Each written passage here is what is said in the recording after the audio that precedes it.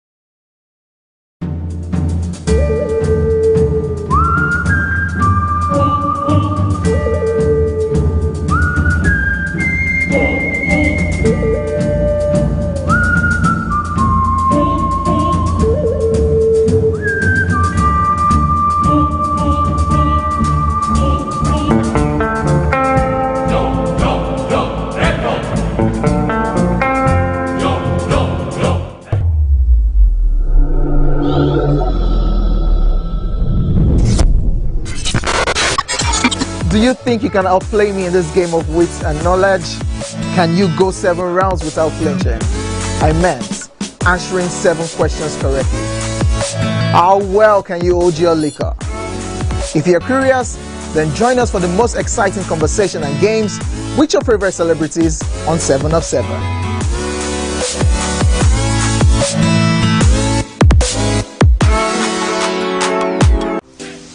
Welcome to Pure Entertainment. What would you like to order from our menu today? We have the regular. So let me go and look for my jam results. My 20 was 320. I suppose don't be one medical. At this point, I contest my jam results. I want to close the show. I can go. I can. Okay, that's all we can take. I choose to Ejeki, close the show. Give for that long. Ladies and gentlemen, number 1 on the. My name is Natika Okeke. My name is Uwi Balogun. My name is Damilola.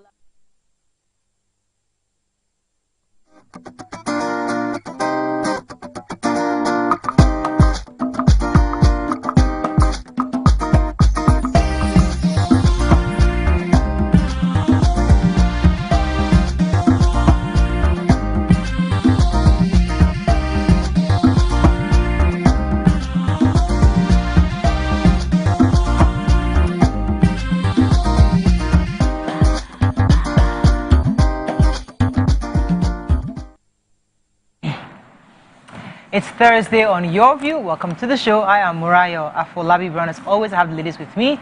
Alaja, Nima, Akasha, Zabiri. How are you? Zip. I'm fine. 2 birthday shout outs. Yes, Nice. This is Zip. 2 birthday shout out to Dr. Munirat Antoinette Lekki. She's known as Anto Lekki. Today is her birthday. She's turning 35. Happy birthday. And to our personal person, Alaji Yemi Legend. Oh, today is his birthday. Today is his birthday. You know, I was there for the 50th. So he's 51 today. and happy birthday, I just legend. remembered the package. It was a full platter of. I was like, no, we chat out and give Alaji this money. Happy birthday. Such a hardworking man. So Alaji is into the food business and is doing it himself and he is using to grow and empower a lot of people. Happy birthday, sir. Just love studying your stuff. Wait, he has sent you platter. Yes, No, exactly. Maybe platter is loading. I just got platter. Hey, because Platter is loading. Maybe it's coming. Maybe platter is loading now. because Yes, so- Alaji sent you for special platter. No, that was for 50th. Okay. You know, I carry plates go house. Even like, Happy birthday. We are so happy. I mean, come Legend is before the somebody end we've of- been using Legend here for many years. Okay. And since then, he has exploded. I mean, every party now, Yemi Legend. If you go everywhere, it's Yemi Legend. He has really done well. strengthened his influence and his crafts, and he's done so well. So congratulations to Mr. Alaji. Happy birthday. Number 2, how you doing? I'm doing very well. So, day before yesterday, you know, I'm preparing to go to Kaduna for the Christmas. Oh, really? You're traveling? I want to travel You're going to the Kaduna. Then village. from there, yes, I'll go, definitely. I have to touch down Funtua.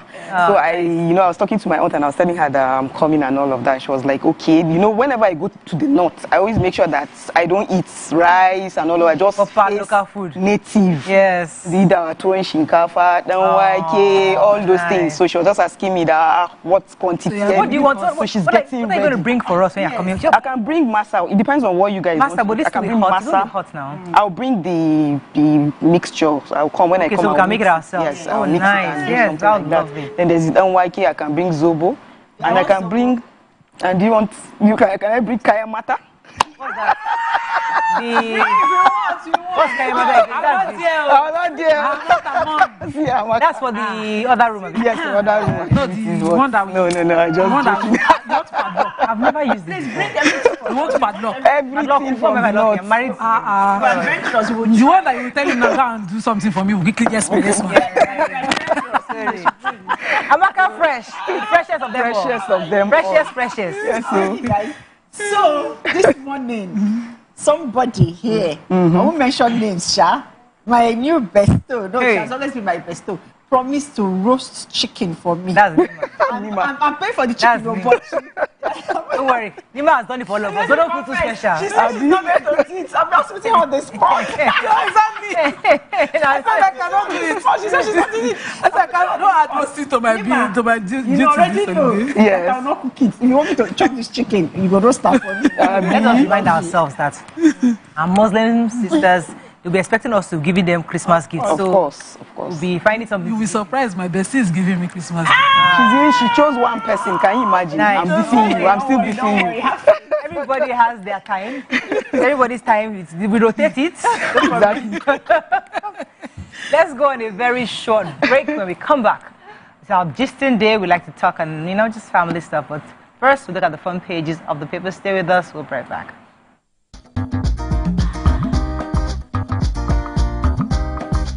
Stay tuned.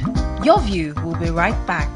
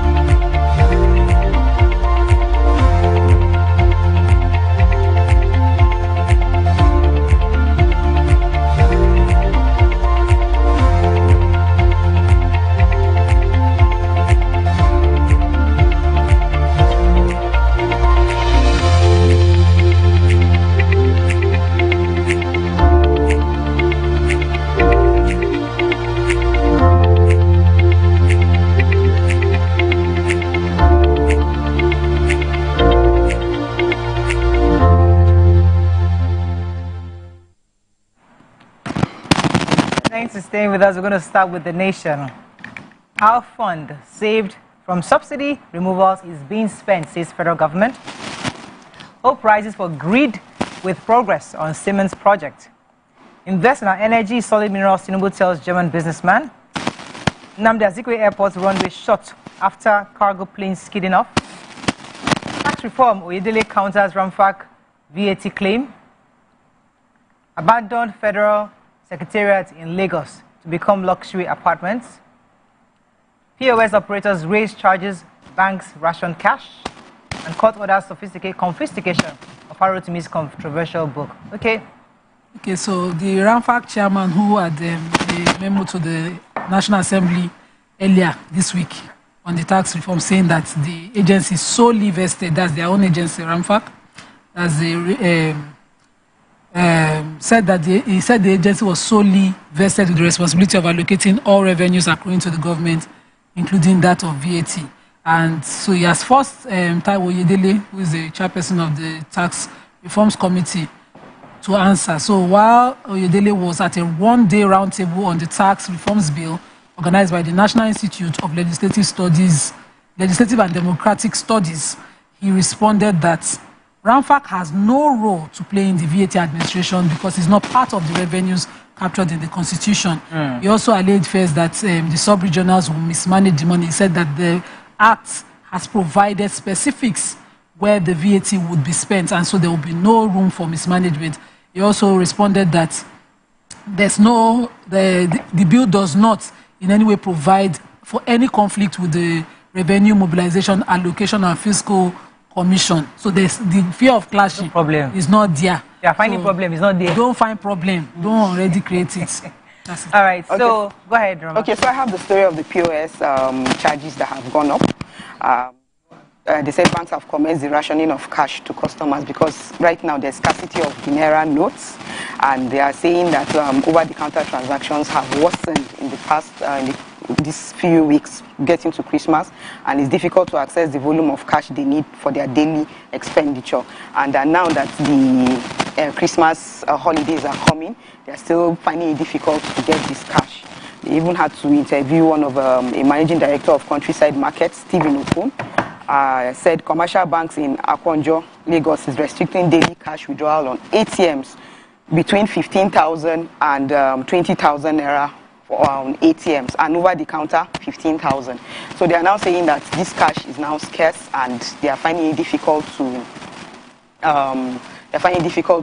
make sure that this cash is. But then the central bank has come out to say that they are assuring the public that there will be enough cash to meet people's spending needs, and that they are conducting spot checks across banks and imposing penalties on the underperforming. Let's take another story. So the federal government has promised to turn its abandoned secretariat at Ikoyi in Lagos into luxury apartments. They are planning on having up to 480 luxury apartments within these disused buildings. The plan is part of the President Bola Ahmed Tinubu's administration's effort to revamp disused government buildings across the state into modern complexes for the benefit of Nigerians. The Ikoyi Federal Secretariat was abandoned following the move of the seat of power from Lagos to Abuja in 1991. They had gotten a company. They had done a development lease agreement with a company in 2006, which they were supposed to. The company was given 99-year lease, to revamp and build the secretariat. But unfortunately for them, Lagos State had rejected it and refused them from turning the complex into luxury apartments. And they were saying that the federal government should have gotten a no objection approval from Lagos State government. But now Lagos State government is saying that even though they accept this tripartite agreement that has gone on between the federal government and that they also want they want to be given the opportunity of first. They want to be given the opportunity to first refusal. Yes. On the properties. So this is a good one. Instead of just leaving, but 1991 is a long time. Instead of just leaving all these buildings and ministries abandoned, turning them into luxury apartments for Nigerians to, I don't even think we need luxury apartments. We need regular apartments for Nigerians to live. But at least it's a good thing. Okay, so let me take our power sector. So the Power Minister, Adebayo Adelabu, has said that the meeting with the German officials, because many of you know that the German president is around in Nigeria for a 3-day visit, they said they're going to complete the pilot stage of the PPI. That's the Presidential Power Initiative. Pilot stage is almost completed. It's about 80% completed, which is also known as the Siemens project. A major aspect of the pilot phase is installation of 10 power transformers and 10 mobile stations that added 750 megawatts to the grid capacity. So many of you know that the grid has continually collapsed, and it collapsed for the 12th time yesterday.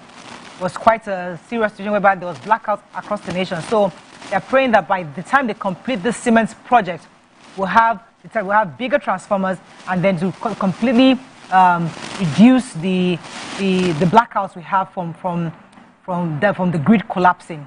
So as you know, as of 8 p.m., only about 375 megawatts was transmitted to the grid. Before then, only about 19 generating companies had the energy to supply to any of the discos, and which will cause all the problems we saw yesterday. And it cost them a lot to be able to restart it anytime. Yes. Over 103 million. That's a lot. Okay, let us move on to the Punch. Nigerians face blackout as gas producers cut supply to Gencos. Nigeria, Germany to deepen ties as Tinubu hosts Steinmeier. Defamation, Abuja or your court bar for the sale of Arosimi's book. Gateway Airport, NCAA faults Ogun's claim of approval. Bank owners blame CBN as cash shortage worsens. Ramfac Tinubu panel differ on VAT. Minimum wage. NULGE tackles governors for sidelining local government workers. And COVID-19 variant, inbound passengers to present health declarations. Okay, so yesterday the Federal High Court in the FCT has ordered that in the interim, that's pending when the full substantive matter will be heard, Abuja court ordered that every human rights activist he bet the human rights activist Dele Farutimi and everybody from further publishing, selling, circulating, advertising, or distributing the hard or soft copies of the book Nigeria and its Criminal Justice System, which was authored by Dele Farutimi. Also, a high court in Oyo also gave an interim order restraining Farutimi or any person acting on his behalf or through him from printing the controversial book. The Abuja High Court also ordered that the book be recovered from every place it is being distributed so far. That's Justice Kemi of the Federal High Court, after hearing the ex parte motion filed by one Kehinde Ogunwumiju, SAN, on behalf of Afe Babalola, granted the order bearing the agents, the publishers, the distributors, sellers, republishers, resellers, or any other person from further publishing, selling, or circulating this book. And he also gave the order that directs the seizure of all physical copies of the book wherever they may be found through the Nigerian Police Force, the NSCDC, and the State Security Service. So if you are found with a copy of that book anywhere, you probably might be arrested for the seizure. So it's a court order now subsisting, just for the purpose of saying before we'll see more activists, expanding this matter. Okay. There are many of such matters in court. There's one with the GT Bank. There's one with, a lot of people are in court. Let's go on a short break. When we come back, we continue with our review. Stay with us. We'll be right back.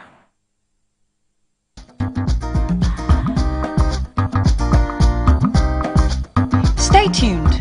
Your view will be right back. We don't like to eat better. More nutritious meals, more veggies. Doubt and fear doesn't occur at the canvas, it shows in the canvas. It shows the conation of raw earthen material slabbed, stroked and molded at a pace provided by the doubt and fear. Every move way in the struggle of one to the other, merging the past to the present, brushstrokes of colors seen but not known. For when the wailing stops, the pieces settle down in abject beauty erected for a century of a century. Speaking, advocating, protesting as the arts are meant to be.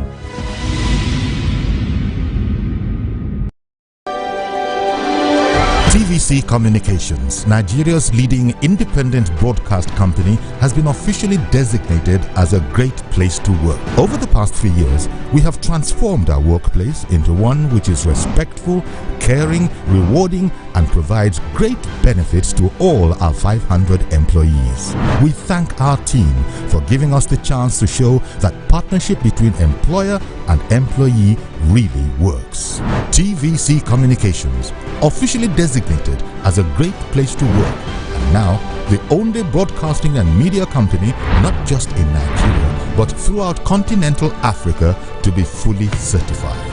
TVC Communications, a great Nigerian company, a great Nigerian place to work.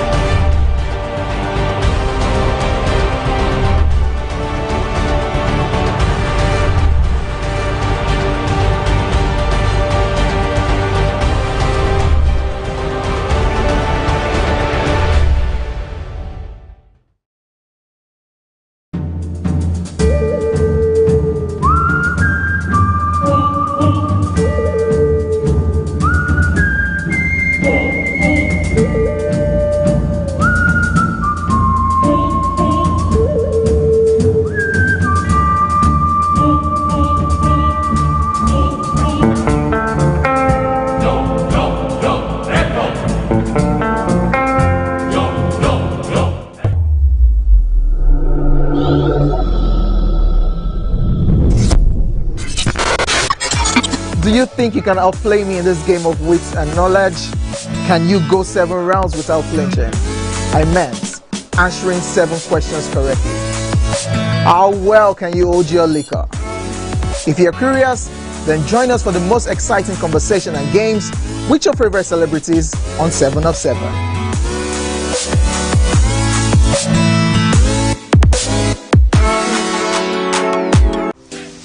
Welcome to Pure Entertainment. What would you like to order from our menu today? We have the regulars.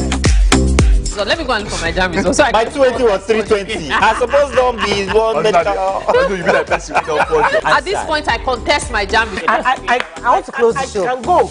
I can. That's all we can take. Ejeki, close the show, G Father. Ladies and gentlemen, number one, Unavailable by Davido featuring Musa Keys. We also have today's chef special.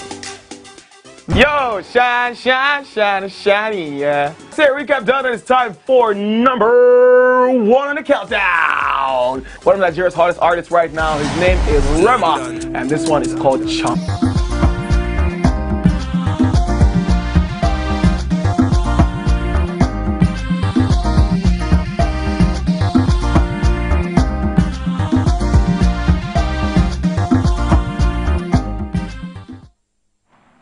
Thank you for staying with us. We're still reviewing the punch. Who was on the story? Yes, the federal government has resolved to address the growing issues of bullying and other vices in schools. Minister of Education, Dr. Tunji Alausa, announced plans to launch a comprehensive national policy aimed at curbing the harmful behaviors in response to a recent rise in bullying cases. I can't believe people are still bullying people with everything happening.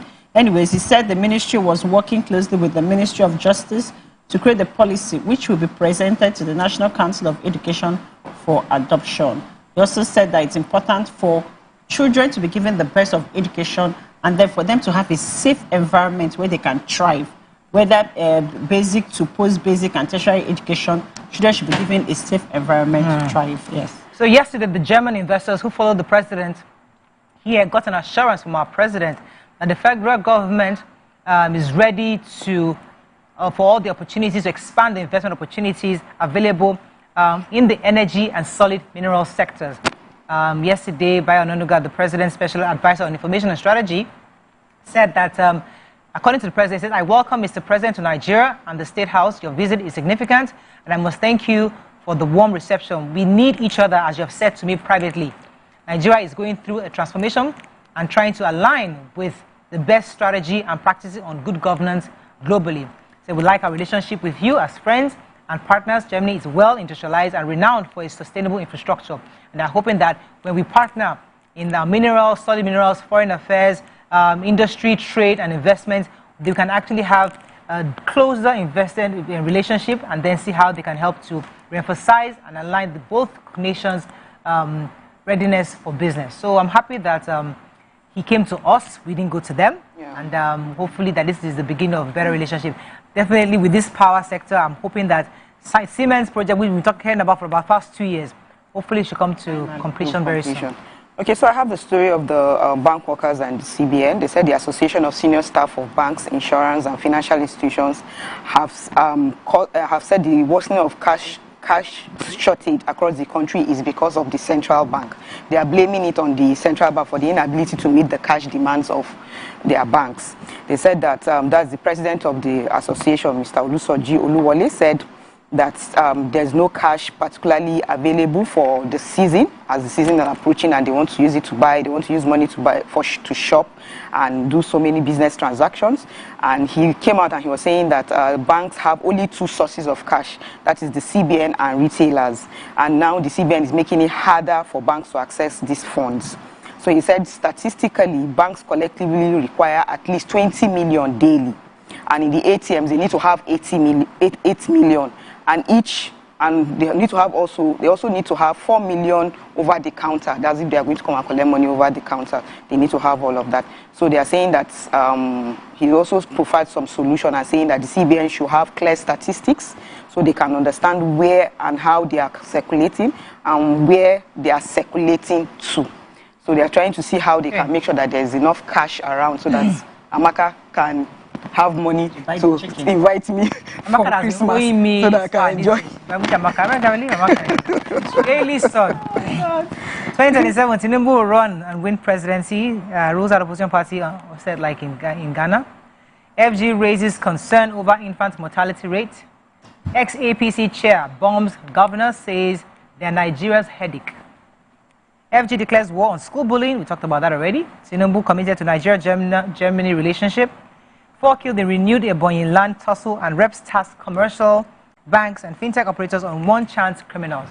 Let me take this governor. It was the former acting national chairman of the APC, Nufam Hilary Etta, has described state governors as Nigeria's biggest and greatest problem. According to him, he said, rather than being creative, governors are obviously running to Abuja to collect money. Governors should be more creative. They should stop sitting and running 24/7 to Abuja every month to get allocation. This allocation mentality has completely destroyed Nigeria. About 50% of our patrimony is within the states, and the governors are the greatest problem of all the 36. The governors spend so much time and energy attempting to increase allocation instead of increasing their internally generated revenue. These are things that even secondary school know. This is basic knowledge. Even the ongoing reforms, the governors have been swallowed with money, but look at the states, it's for the money reflecting, is the money reflecting in the lives of the citizens. Take the South states, for example. Since 2002, they have been receiving derivation, and one would have expected them to use the money to create an economy beyond oil. But that's not the case. Nigeria should look at their governors and question them on the use of these funds. And he said, he was speaking in an interview. I agree with that. And I said, we've seen this over and over again. So the Statistician General of the Federation and Chief Executive Officer of the National Bureau of Statistics, Prince Adeyemi Adeniro, has lamented the state of our infant mortality in the country. He was speaking at the launch of the National Health Facility Survey report for 2023 in Abuja.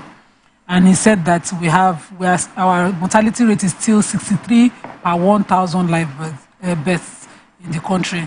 He says, of course, this is not far-fetched. We are still dealing with issues among other developing countries, issues of insufficient funding for healthcare facilities, outdated infrastructure, a shortage of skilled personnel, as well as access to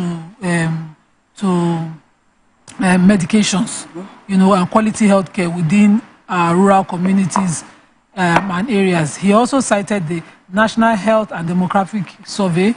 He noted severe shortage in essential medicines across all the medical facilities nationwide.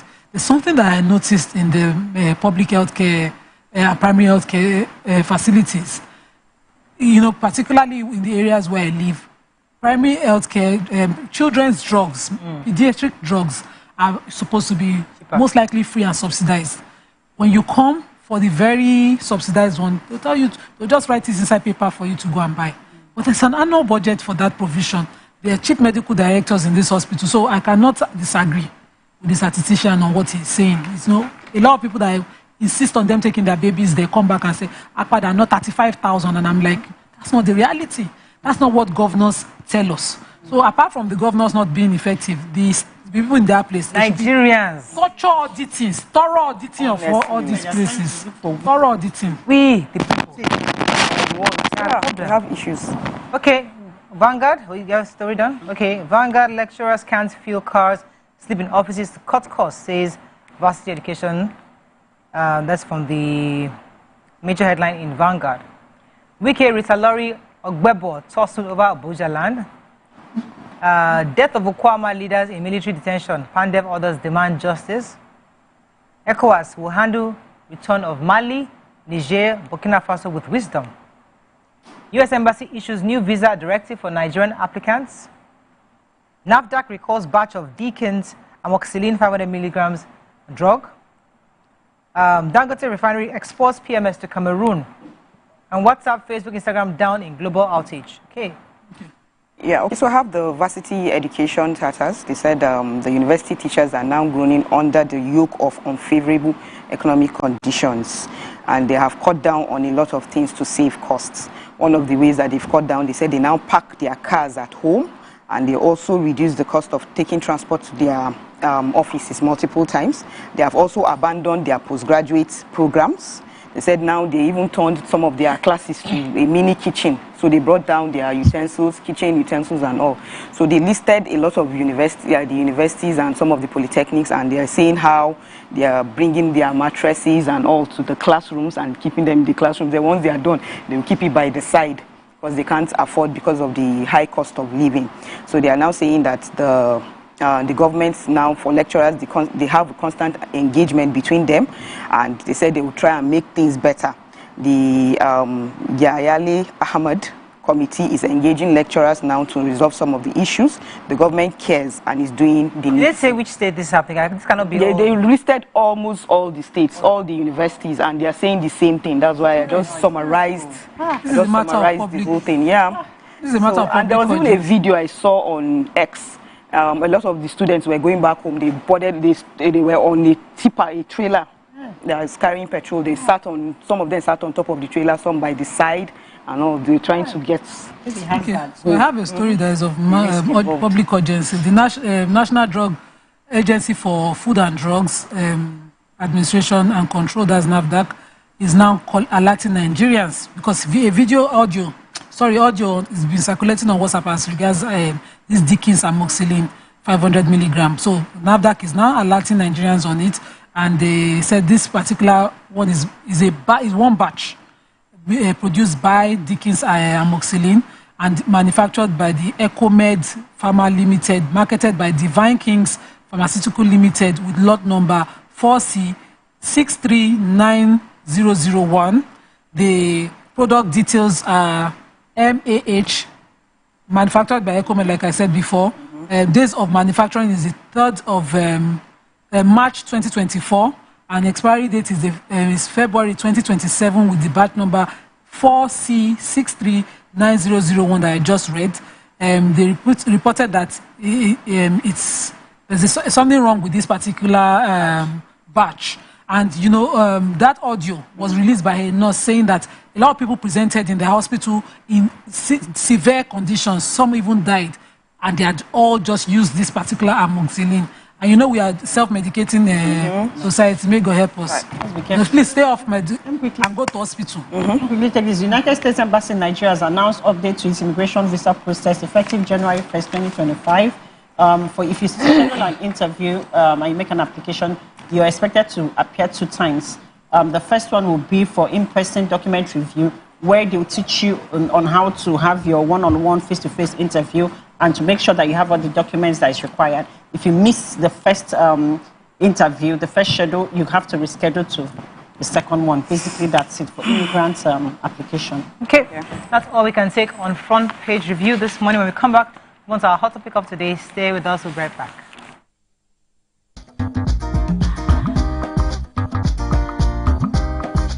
Stay tuned. Your view will be right back. Imagine lovely meals you can cook with these ingredients. You spend heavily, but no guarantee of a tasty meal. Not making a right choice of seasoning cube can ruin your meal, money, and confidence. For a tasty meal, do not compromise. Choose Gold. Use Terra Gold for the rich, consistent taste your loved ones crave for. Take it. Another.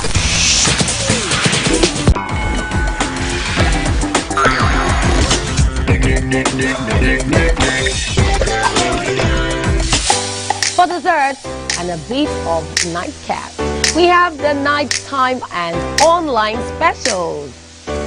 I want to start the gym, yeah? But do you know one thing that's actually keeping me back?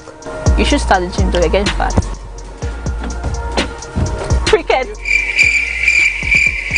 She says she does pole dancing to empower women. What's the difference? There's a difference. That's what I'm saying. So pole dancer, you're already almost naked. You're already almost naked. No, the empowerment for me. Sex can make a relationship better. No. Sex can never be overrated. It is needed. Especially when it's good sex, too. Almost every guy has been with somebody's girlfriend. But they are for all of us now. That's why you're still single. I would not agree or disagree with that because I don't want to get into trouble. I have a home to go to. Your next question. Oh, you ready to fail? Who is the person I used to say? What's his name? That woman. Damn! Yeah, today we'll go here. Hey. Let's catch up now. I'm sure we've been able to satisfy your cravings, yeah? Stay good. Entertainment with pure entertainment.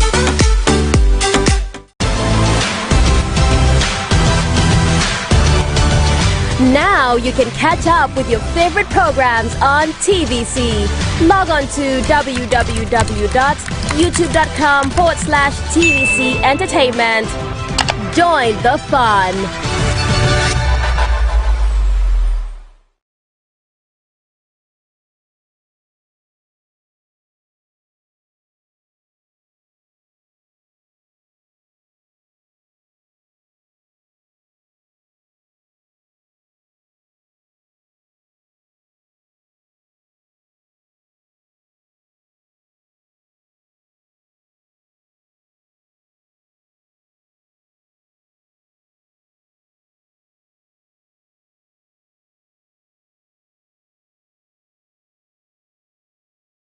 business? Excellent question, sir. Let me share some exciting facts with you. Start your day on TVC Entertainment with Wake Up Nigeria, a family and lifestyle show. Your view empowers women globally.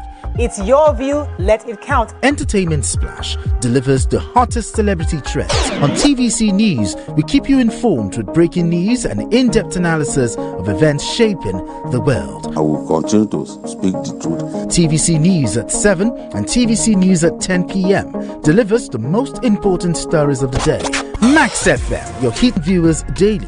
All together pulls in over 17 million viewers daily. Contact us on 0707-272-8338 or marketing at tvccommunications.tv. Partner with TVC Communications today. Let's grow together.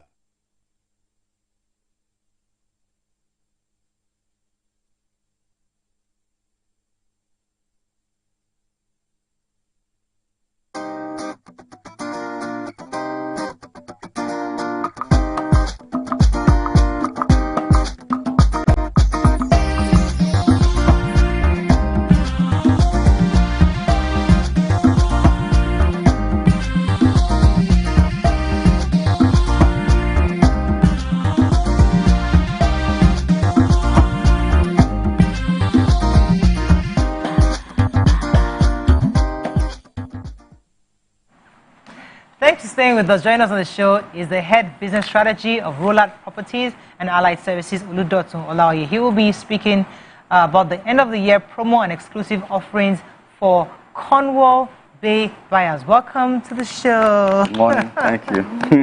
So you said you want people to give themselves a gift of this green living and financial growth with Cornwall Bay. What's that about? Tell us about it. Yes, so gift of green living and financial growth. So it's that time of the season where we feel like people should enjoy this season the Cornwall Bay way.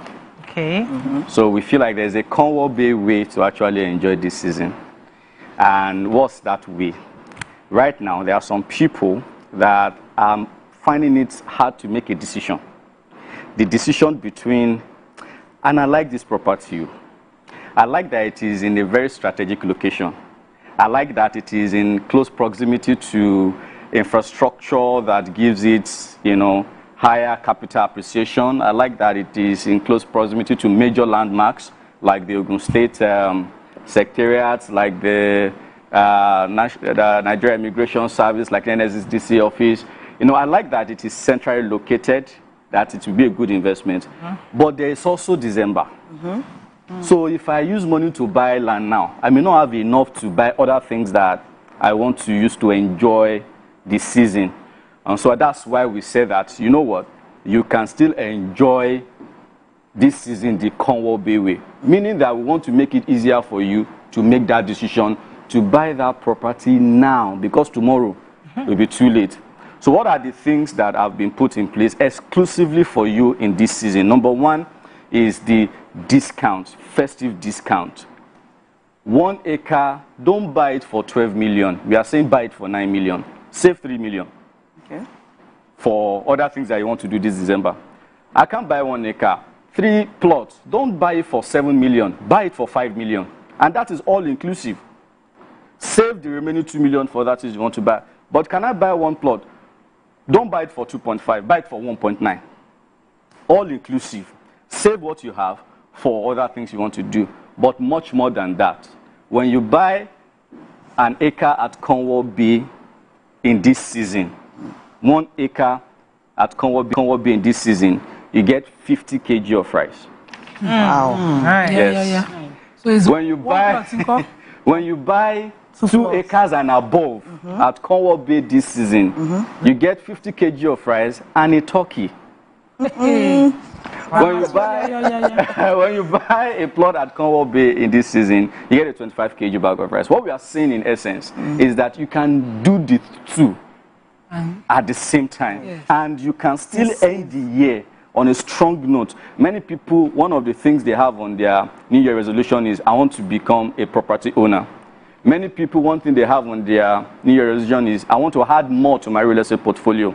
You can still do that this December without being be distracted with how am I going to enjoy this season and all of that. So these are the exclusive gifts that we have for you that you can enjoy when you buy Cornwall, and then you will realize that indeed you are celebrating the season the Cornwall Bay way. What about the people that already bought some of the estates or have a piece of Cornwall itself? There is it's a win-win situation for everybody. So you can buy more to enjoy these benefits, number one.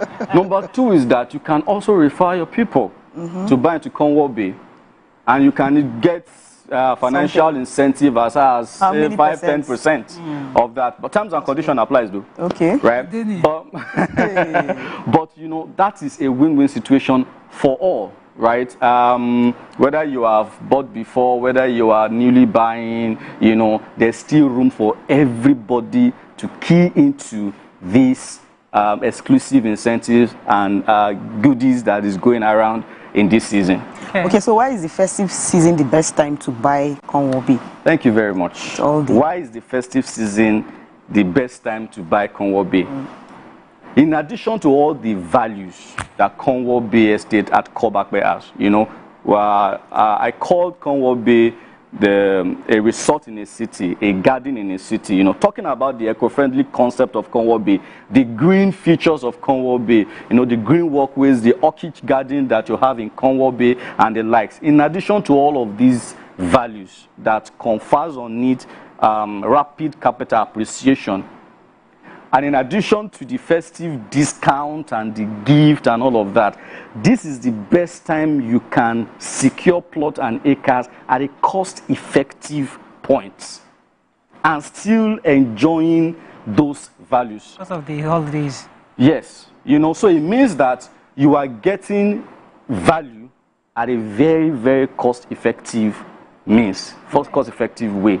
So that makes this a perfect time, and it is also perfect because it's a limited time offer. Okay, so how can our viewers participate in this promo to secure their acres? That is the easiest thing to do, right? The first thing you want to do is you want to reach out to us and call our numbers. We have people that are ready to help you enjoy this season the Cornwall Bay way. You call our numbers, and we're going to guide you on how you can get started. The number two thing is you can visit our website at www.rolloutproperties.com. You can talk to our sales executive, you can talk to our consultant directly from the website, or you can visit our social media handles at Rollout Properties Ltd, and we are there to talk to you, right? Like I always say, that question you want to ask, don't answer it yourself. Call in to ask those questions. That is why we are here to provide. We know that this time is little, so to say, to give you all the information like you want it. You want to ask more questions about the property. You want to book an inspection to go and see the property. As I'm talking to you now, we have moved to site, right? We have moved to site. You want to go and see the site. You want to see where it is. You want to ask more questions about, okay, I want to buy 10 acres. I want to buy as a group. I want to buy as a company, right? Call in. We have a lot of information to guide you to owning a prestigious property at Cornwall Bay Estate, Kobakbe in Abeokuta in this season. Fantastic. Thank you very much. It was a pleasure having you. Thank you. You always so get all your information right. Thank you so much for having me. Let's go on a short break now. Come back. We continue with the show. Stay with us. We'll be right back.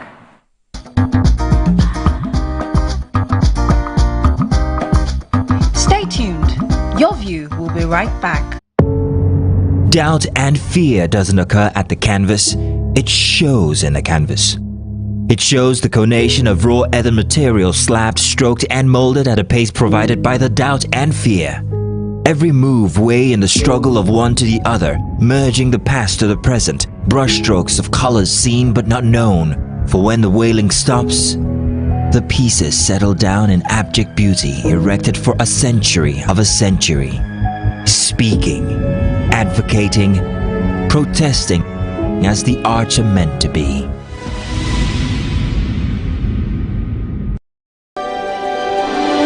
TVC Communications, Nigeria's leading independent broadcast company, has been officially designated as a great place to work. Over the past few years, we have transformed our workplace into one which is respectful, caring, rewarding, and provides great benefits to all our 500 employees. We thank our team for giving us the chance to show that partnership between employer and employee really works. TVC Communications, officially designated as a great place to work, and now the only broadcasting and media company not just in Nigeria but throughout continental Africa to be fully certified. TVC Communications, a great Nigerian company, a great Nigerian place to work.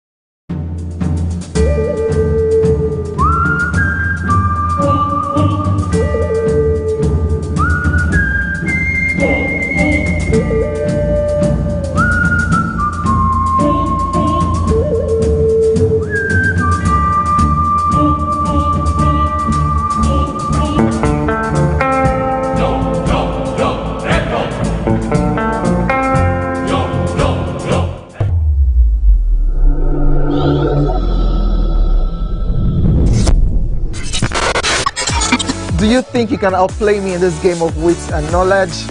Can you go 7 rounds without flinching? I meant answering 7 questions correctly. How well can you hold your liquor? If you're curious, then join us for the most exciting conversation and games with your favorite celebrities on 7 of 7.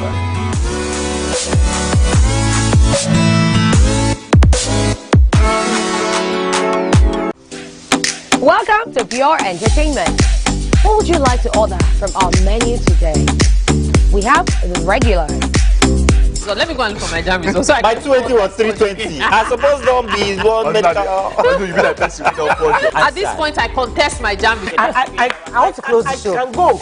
I can. Yeah, that's all we can take. I choose to close the show. Ladies and gentlemen, number 1 unavailable by Badenoch featuring Keys. We also have today's chef special. Yo, shine, shine, shine, shiny, yeah. Say recap done, and it's time for number 1 on the countdown. One of Nigeria's hottest artists right now, his name is Rema, and this one is called Charm. Kick it. Another.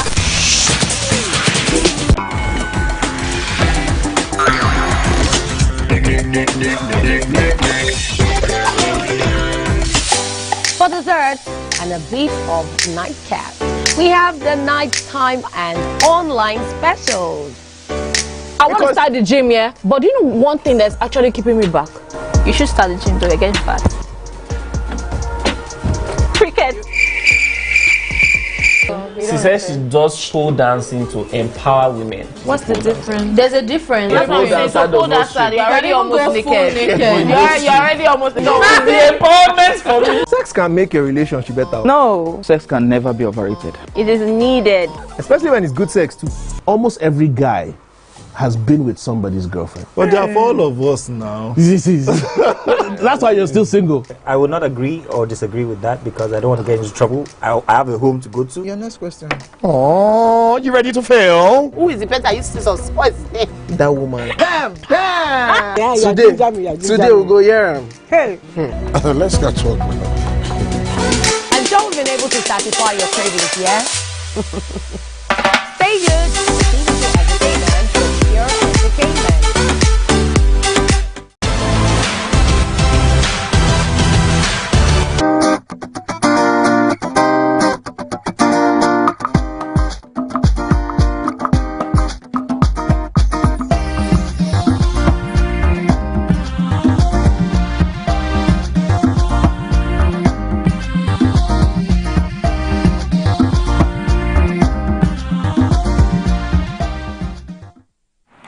Thanks for staying with us. So today we're discussing Kemi Badenoch.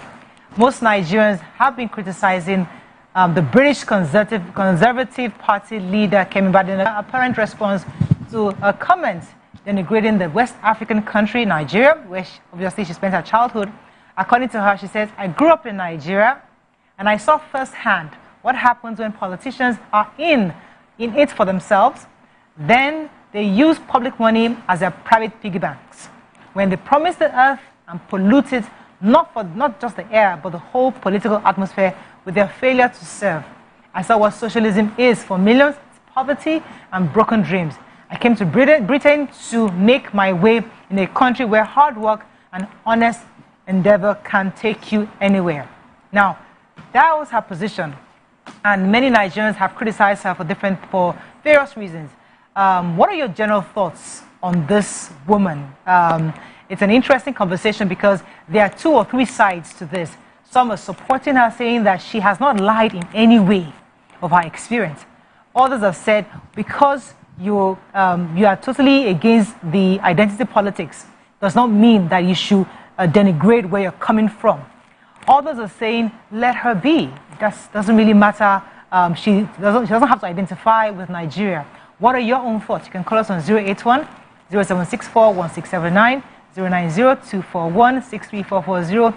You can also send us messages on YouTube and on X. We'll be happy to read your messages. All right.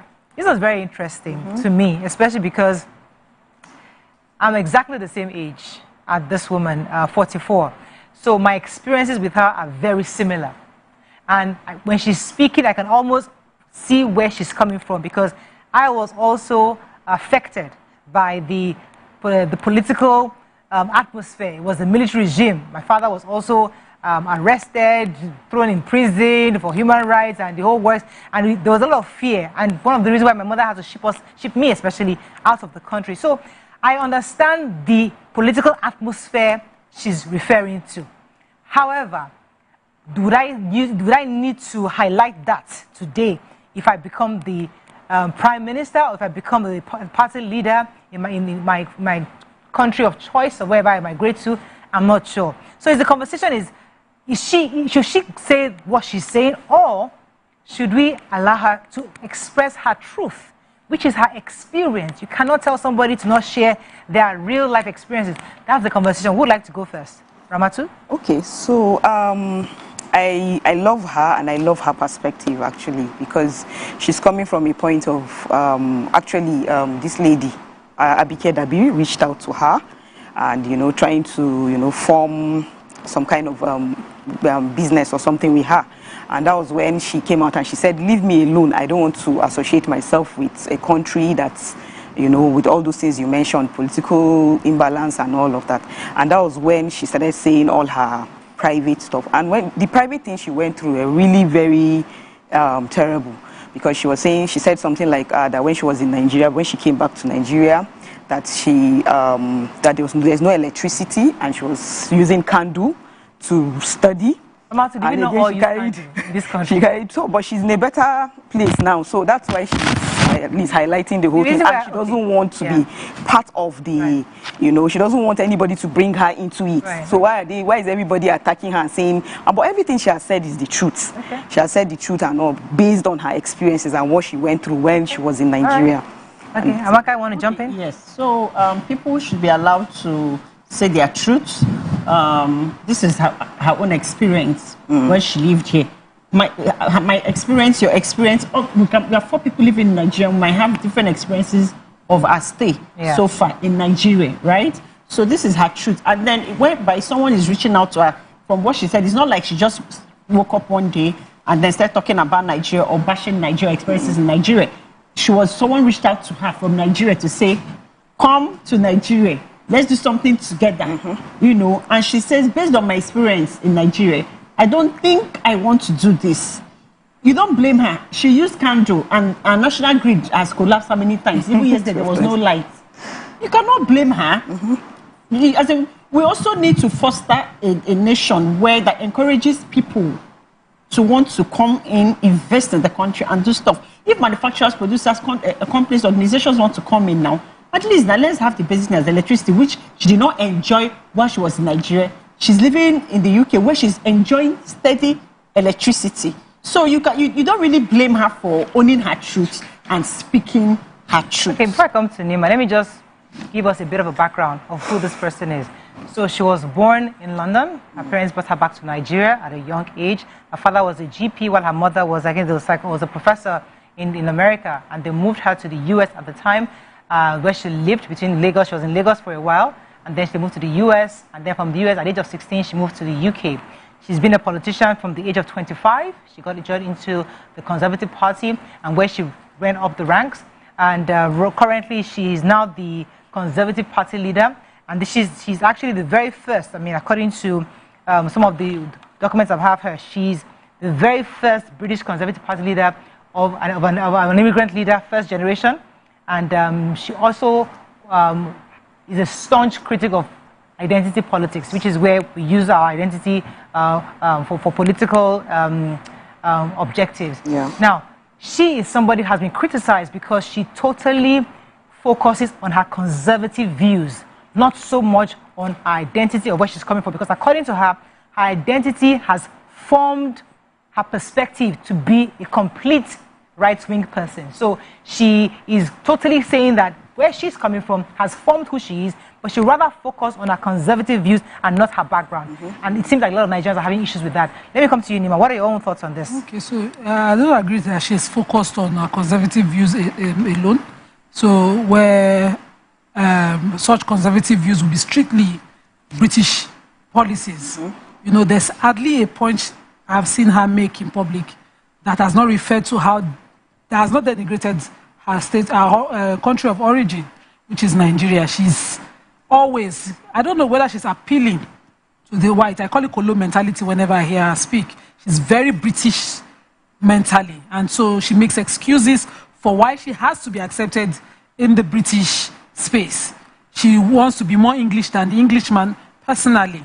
So she makes comments denigrating, you know, condemning. I bought candles in JS3 throughout secondary schools. We had a lantern, we cleaned the glass, and that's my story. Yeah. But that's not my kid's story. By the time before I gave birth, before I ever had a child, I had a solar paneled house. I have inverters in my house. So that's not my kid's story. So do I force my kids to live in my past or enjoy their future? Sure. Yeah. You know, so that's not my story. I don't understand why, because of political reasons. Maybe tomorrow if I want to do political reasons and I want to appeal to the less privileged so that I can gain their votes, I'll start to talk about when I used to clean candle, use thread to cook. But I stopped cooking with stove at age 9. And that's the reality, because my father, for whatever reason, thought gas was cheaper and we had a gas, tabletop gas. So if I want to tell story now, make it sweet, I will, if I give you the juice of that time, I will juice it very well. I have my own juices, of course. Because I used to have crank letters. My father used to have these letters. They'll write you that will kill you today. I can put that together. You can put that together and become the leader of any But you know, if we were having a conversation in another space with Nigerians and you said, you know, I have seen crank letters before, and you mentioned that you are Kabashoru's daughter, and you know, it has credibility. But what I see Kemi do, you know, I saw this video of her talking about why there shouldn't be compensation for slave trade. And I found it so distasteful. She's black, her hair is black, she looks everything African, but mentally, she's so British. Such an excuse for an African, that's what I see. It's almost as if I'm white now. I'm married to white, and I'm more white than anybody else. Why it's such the question I'll ask Nima, wait, let me ask the questions. The truth is that isn't any human being allowed to have conservative views? Even if, yes, I am black, but I can choose to be conservative. Just you must accept me for who I am. Must I be like you? So why not? You can have your views, but you cannot now draw the line of criticism when it affects a majority. Slave trade is a reality. The way your truth is your truth. It's the truth of a race. We were watching this movie, Hidden Figures. I just wanted to use it to inspire my daughter. And they had so many questions. Mommy, why would they not use the kettle? Why did they not touch her book? But this woman is brilliant. They had so many, and I was like, this was what I was dealing with when my father thought he was educating me by borrowing me those books. This was what I was dealing with mentally. In that place, I kept thinking, why did they choose us to punish so much with so much hate and vile. And I've not even gotten out of it. I cannot understand hatred towards my race till date. So imagine my child now growing up and asking those questions at 12. I'm wondering, we'll calm down, we'll explain. We took time off the movie that is not up to how many hours. We watched it for 5 hours because I kept explaining. Now, that's the truth of your people. That truth, you cannot sweep it under the carpet to win political gain. No. Even if your truth is that you watch Can't you live in Surulere. Surulere, when I was growing up, was a privileged neighborhood. Yeah. Till date, if you pass through Surulere, you cannot rent a house of less than 2 million in that neighborhood. Yes, our power grid is still having issues today. But we know that there was middle class. Initially, you agreed that you are from middle class, maybe to gain certain favors. Then you go back and say middle class was even a poor class. I've read so much of her. I'm happy a Nigerian is leading the Conservative Party in Britain.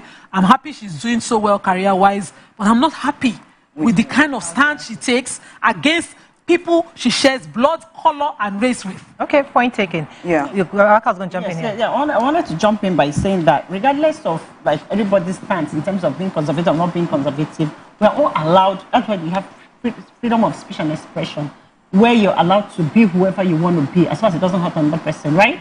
And then, secondly, it still doesn't stop whatever her stance is on slavery. It still doesn't stop our race from speaking out our truths, generations over generations and generations of our truths. Because I'm trying to make reference to what you said when you said, "Are you going to live in your past?" And then we need to project forward. You live in your future, but the races. Our races, we have refused to move forward or be in the future. We are still living in the past. Let me read a bit of some of her speeches here, Mark. I'll come to you, Robert. She says, "I've always been a conservative. I didn't know it when I was younger, but I certainly was," according to her. Margaret Thatcher was an inspiration to her growing up in Nigeria, and she blamed Badenoch's politics began to solidify when she was in Sussex. She was known for her forthright, no-nonsense style. She says, "I am very straight-talking. People say that's rude because I don't couch my language in all this flowery stuff. I want people to understand what I'm saying." That's what she told. She's very Nigerian. So that's a Nigerian trait. Yeah. So let me come to you. Yeah. So I wanted to say something about what Nima said. Everything that she complained about is still happening. We still do not have the electricity. We still don't have water running. Are you surviving or not? We are surviving, but that's not the point. She said all of these things based on her experience, and it's still there. It's still happening. Number two, she called. Somebody called her. They called her out. The Abike Dabiri called us. Immediately she was given that position and wanted to associate with her and all of that. And that was the reason why she came out and she said some of these things. She said some of these things. Kemi has spoken beyond speaking with local. I don't think locally she has even had the kind of platforms where she has spoken ill about the Africans. Ill about, us, and, it's always for her political gain in the Britain political space where she plays. She's not speaking to change anything for any of you. She did not come to President Bola Tinubu to speak about what must change in Nigeria. She wasn't speaking to anybody to change anything for anybody locally. She's speaking to gain international favors in the country where she plays, where she's married, and when she's trying. That's the point for me. You can speak your truth, speak it anywhere, but you cannot discountenance the truth of the people you speak about, especially her stand on that slave and repatriation for slavery. She shouldn't have. Let me take this call. Yeah. Holding for Ade from Abuja. Thanks for calling. You're live. All right, thank you very much. Good morning, everybody in the studio. Good morning. All right, I must say kudos to your elbow. You guys are doing a great job over there. If I should throw back to her statement, when she actually needs the support of Nigerians for her to get to the position where she is right now, she actually said something that she's aware with the fact that bombing in Nigeria in different parts of the country and all that, and she's saying that this is not who we are and all that. She was encouraging Nigerians because she needs our support. That was then, but right now, she actually felt she got what she wants. I understand the fact that everybody is entitled to their opinion, but please, that is very bad of her. Do you understand? It's not a good thing at all. As Nigerians, we are not happy about that. We understand the situation of things in the country, but you don't need to put that to our face over there and make us look more, I don't want to use the vulgar word right now, but eventually look more bad that they're actually seeing us over there. I know she's running a political race. She's trying to achieve something. But believe me, it's actually not okay. And I will encourage everybody that is listening to me right now to go and watch The Roots of Africa, so that we can all learn from it. Thank you very much, and God bless everyone. Thank you very much. Do you have any comments on social media? Okay, we have plenty. I think after going to shop, we're going to go on a shop, we're going to come back, we continue. Stay with us, we'll be right back.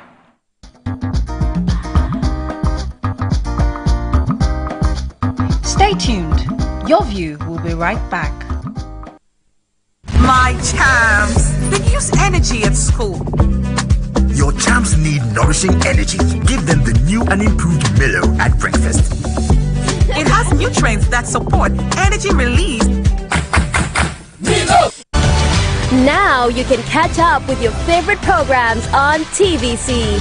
Log on to www.youtube.com/TVC Entertainment. Join the fun.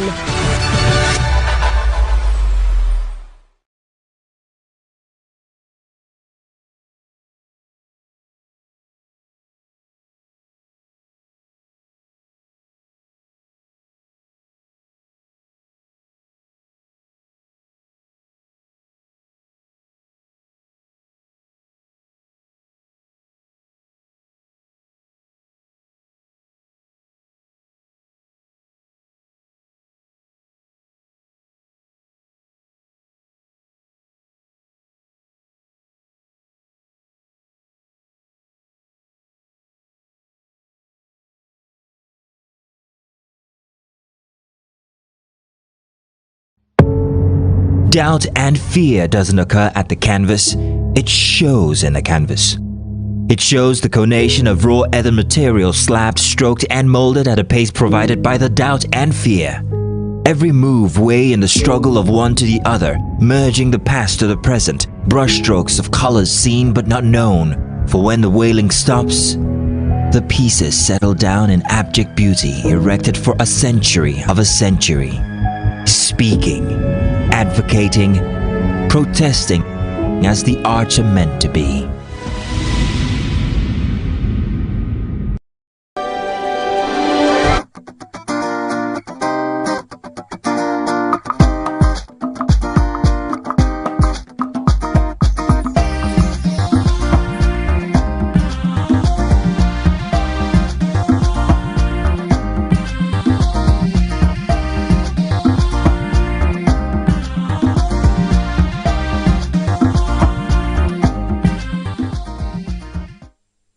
Thanks for staying with us. So reminding us of some of the things she said in her speech. She says, in her maiden speech in the Parliament, Badenoch recalls, saying, doing my homework by candlelight because the State Electricity Board could not provide power, and fetching water in heavy rusty buckets from a borehole a mile away because Nationalized Water Company could not get water out of the taps. Now, that is the experience of all of us. And there are many of us who have also traveled abroad, who have lived, who have gone through the same experience, worked in McDonald's, worked in Burger King, done all the same jobs, and they are doing well in their various fields. Now, she is part of a political party where she gets a platform. Yeah. And there are people who are doctors, who are in the financial sector, and they are doing well, and they're not necessarily coming out to the open to say, these are the things, because the truth is that that's the reality. People actually suffered in Nigeria. That's the truth. And you can't tell somebody you didn't have that experience. Now, the question is, were we criticizing her because she's a politician that has a platform to express it, or would we have preferred it if she was a medical doctor, saying it within their own small space in the medical lab and nobody hears about it? So you say it's things like that to change it. You don't say it to gain. You don't badger it. You know, you don't use it to bargain. You know, okay, now I'm targeting MP. How is he a bargain, Nima?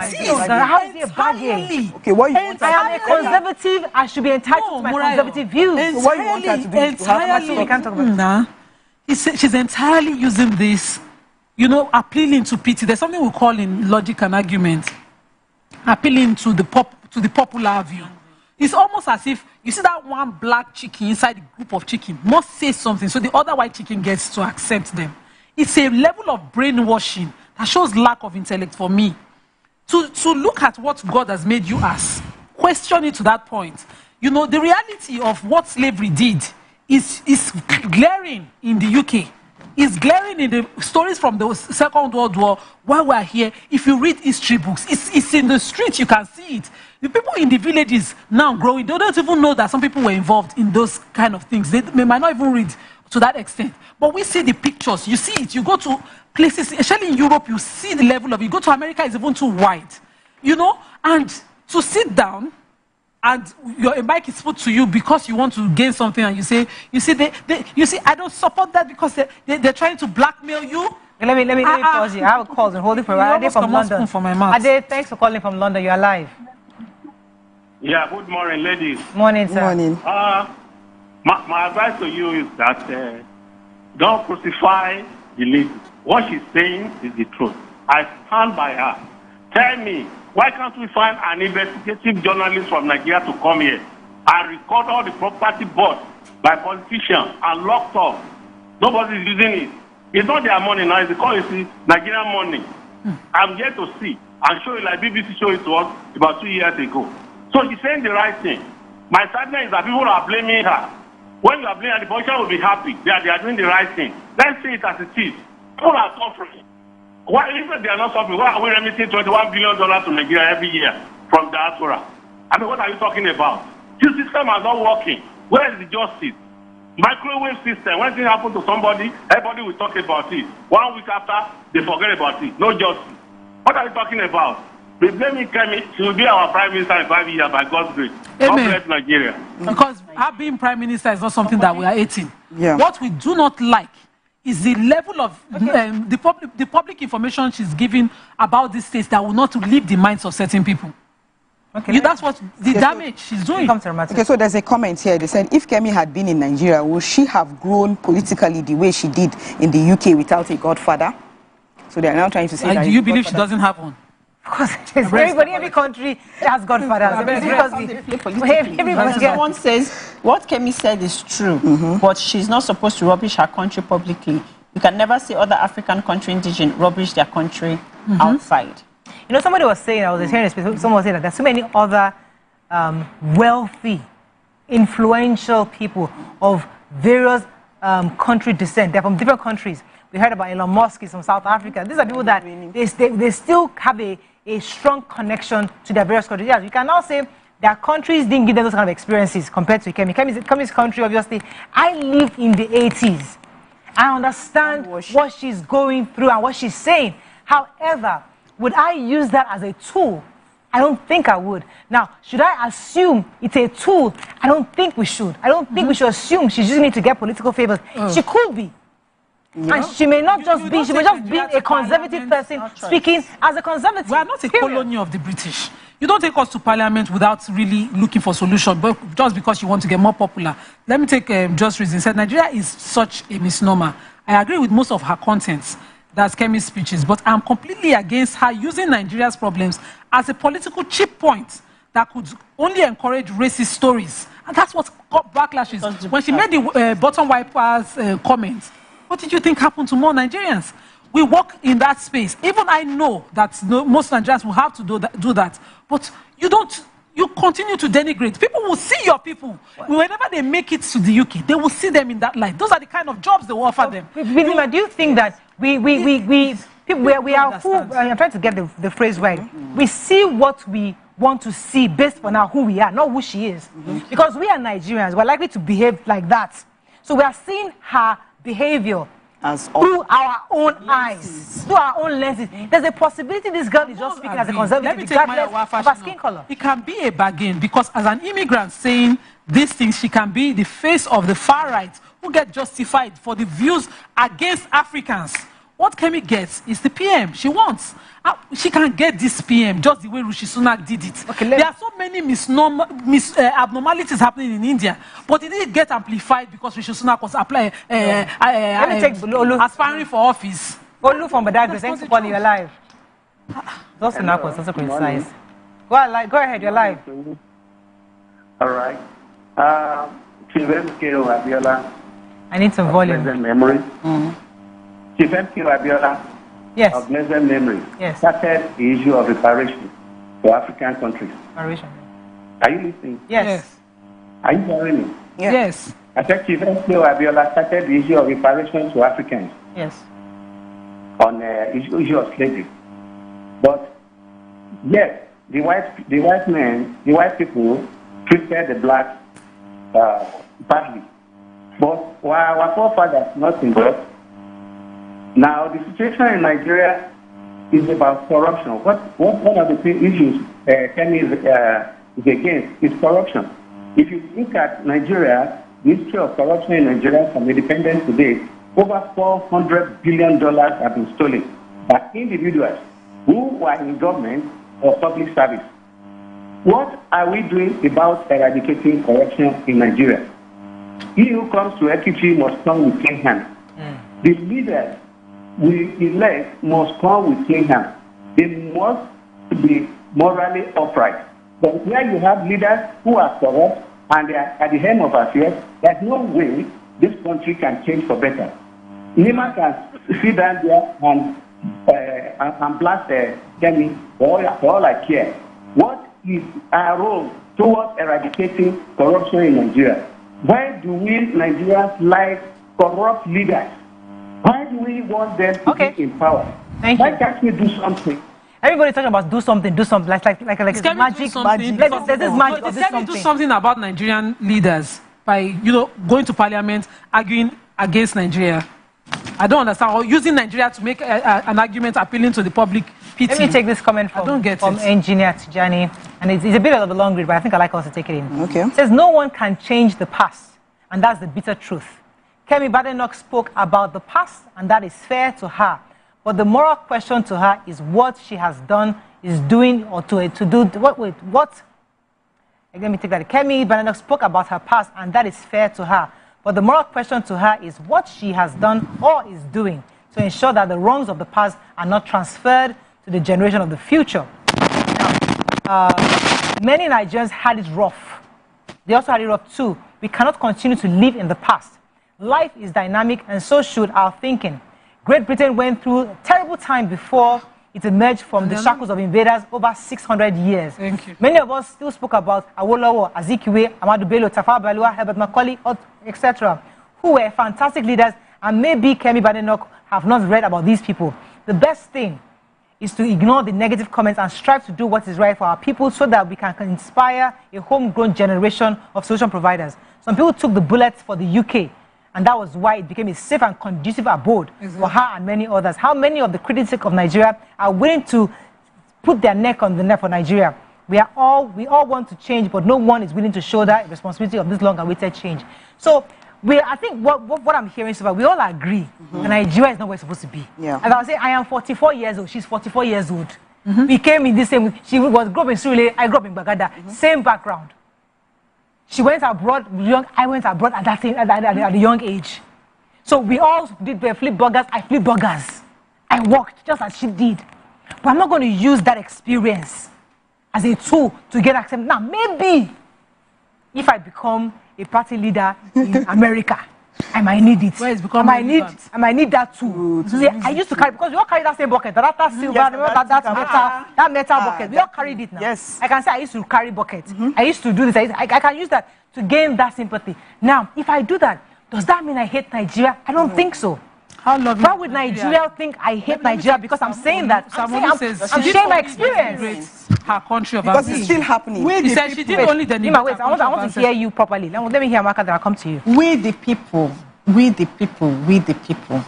let us continue to do, but let us try individually in our own sphere of influence to keep trying to do better for our country. Let's change the narrative. Let's also change Nigeria. We don't tire say that they bash, no bash. Let us try to make this Nigeria a better place. Since I was a child, Nigeria go better. We don't get old, they go. Let us just try so that we will not be bashing people that are bashing us. Let me take the So Mina says someone is denigrating a whole country, a whole nation, and you're saying she's speaking her truth with truth. Someone says she's just degrading Nigeria. There's another one. Samolu says she didn't only denigrate her country of ancestry, she also mocked blacks in the UK and the type of jobs they are doing. There's a longer damage to that for me. We know there's racism. It's not a matter of a question. We know. And we know that when our people go there, there's a certain level of jobs that they will think They are, because we have a past of slavery that they deserve. Before they get to the point where, you know, they get the best of them, they will do 10 times more what somebody of a different color would do. So that, for me, is the danger in her narrative that she keeps pushing for political reason. And she's simply doing it for political reason, because if she was to change, if her intention were to change things, she would probably come back home and contest for office. She has never attempted office here, and so I don't see her attempting to do anything about what is happening here. Okay. She's simply using it to gain office where she's attempting for office. Simple and short. Let me take this call from Hassan. I'll come to you. Hassan, thanks for calling. Good morning, everybody. Good morning, sir. Good morning, sir. Nima, my sympathy goes to you. You are defending people that are not ready to help you. You see, the problem in Nigeria is the problem of quality of leadership. And all that you are doing for them will never make them to change their mind, for the country. There's something wrong in her saying the reality. There's the reality of us. You understand? You can be in London, you can be in America. That should not stop you from saying the truth about ourselves. Let our leaders rise up and do the needful. Let us have a generation of mind and do the needful. The rest of independence, Nima. The campaign slogan was, we'll give you water, we'll give you good roads, we'll give you good food, we'll give you everything. Right from independence up to today, they are not changed. And nothing changed. And you are saying people should not talk, they will talk. Allow people to talk, to change their mind. Don't see them as a sellout. It's never a sellout. Say it the way it is. Whether you are in Edo, or you are in Lagos, or in America, or in Britain, say it. These Britons, you are seeing, they knew this country more than you do. They discovered us. They have colonized us. Even the reparation you are talking about, look, reparation, we are talking about slavery. Before the transatlantic slavery, there was a slavery here within us, going on in this country. Who is going to pay the reparation? Up to tomorrow, slavery is still going on. So forget about it. Good morning. Thank you very much. So I heard that sound clearly. Number one, I am not in defense of anybody in government, and that's the mistake you make. I am a Nigerian. I will defend this place first. I'm so Nigerian, I'm afraid if I'm not racist about it, because I don't want to see anybody talk down at an ancestry that I have to win any game. That's one. Number two, I sit on this table every day talking about the problems that you've just highlighted, Hassan, the light, the roads, the everything. Where I live today has progressed far beyond what it was like when I joined the show. Because I talk about it, calling out government to change things every day. You need to live there to give me my flowers, but you don't. So I understand you. Speak about it in places where the changes can come, not in places where it can further damage how we are treated around the world and how we are considered around the world. What Kemi has done has further reduced how a Nigerian or a person of black descent is seen around the world. Whether you like it or not, that's the reality. Read more books and you'll be better for it. So I have a comment here from Jalil Aziz. He's from England. He says, hello, Murayo. Kemi is another Liz Truss in the making. She'll be disgraced. I have read a lot about her profile. She's being used to distract the black, Asian, and minority and ethnic communities, especially black people who have been asking questions about atrocities committed during the slave time. Black Caribbeans are even still being referred to as Windrush generation. I think we need to read about how to make a slave. So, you know, while I was reading all these things, I remember when I went to Mercer County Community College in New Jersey then, and I was trying to run for the president of the student government, which I became eventually. And I was the first African student to be elected as the president of the student government at the time. And we, of course, we had to do the campaigns and everything. Now, I was fairly new, because I think I was before my accident. But it was like the school saw me as an opportunity to appeal to the African students. So they've never had that. So they pushed that. I remember the lady there, I think her name was something Dixon. I can't remember her name.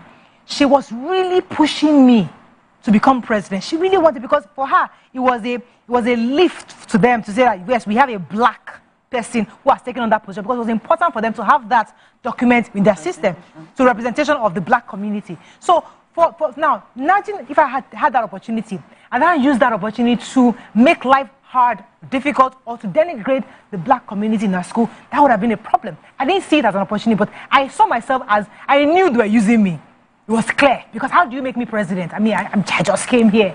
In fact, I was like secretary or something.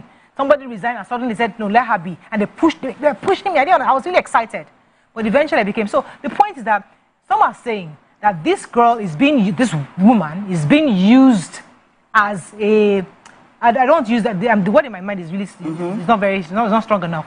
They're using her as that person to represent how the deterrence of how they're trying to stop the black community from expressing or demanding what they want concerning the slavery, how they want the issues of slavery to be brought back up, repatriations, and issues of paying back to the Africans and the Caribbeans what has been taken from them. Yeah. So these are areas that the white community are probably trying to stop, and they're using this girl as a bait. Is that the right word to use? I'm not sure. I'm trying to find a way. Somebody that you use as you bring that person, I bring her out as the possible prime minister. But either way, my question again, which are yet to be answered, even if all that is true, why are we criticizing her? Isn't she entitled to her perspective, albeit it's conservative? Okay, so Nigerians, sorry, Ramatu. Nigerians aspired for offices in Canada. I'm trying to remember, I've been trying to search for the man of Igbo descent. And not a video, not one in public platforms where he spoke and denigrated his country. But he got his office. Nigerians are doing well in parliament. I don't know what they call theirs in Canada. And I've seen names several times. We've seen names of Nigerians who've aspired and gotten political offices outside this country. But why? Okay, so let's see. That's something you need to understand. Then you must call it bad thing. Okay, so let's see. Respect. See, in life, as you keep going, you need to respect people's opinion, choices, and people's reasons. Yeah. People might have, you're here making a lot of assumptions about this woman. You don't know her reason. Excuse me. People have different experiences. You don't know her current situation. You don't know why people do the things that they do. And also, people are allowed to change and be corrected depending on what situation. So there's no hard and fast rule to people's expressions, people's opinions. People are allowed to have an opinion, express them, depending on whatever sector or whatever situation they find themselves at that point in time. All right, now come to you, Brahma. So let me take this call from Kunle. Kunle? Yes, good morning. Morning, sir. Thank you. Can you hear me? Yes, very clearly. Let me start by saying, God bless Nima. God bless Nima. God bless Nima. See, the first question is, what is the motive? What is the motive? I believe the motive is not to make Nigeria better, please. And we must all search ourselves. The motive is not to make Nigeria better. The motive is her personal gain. That's the first thing. Secondly, if something happened 30 years ago, for God's sake, it's time to move on. No matter what happens, I don't know for any one of us has experienced it. But if you are still beaten about 30 years ago, then you have a serious problem. Very serious one. Thirdly, I also schooled in the UK. And I have Indians and Kenyans as classmates. These people, they will talk about their country among themselves, but they will never discuss their country negatively with you. I never found one.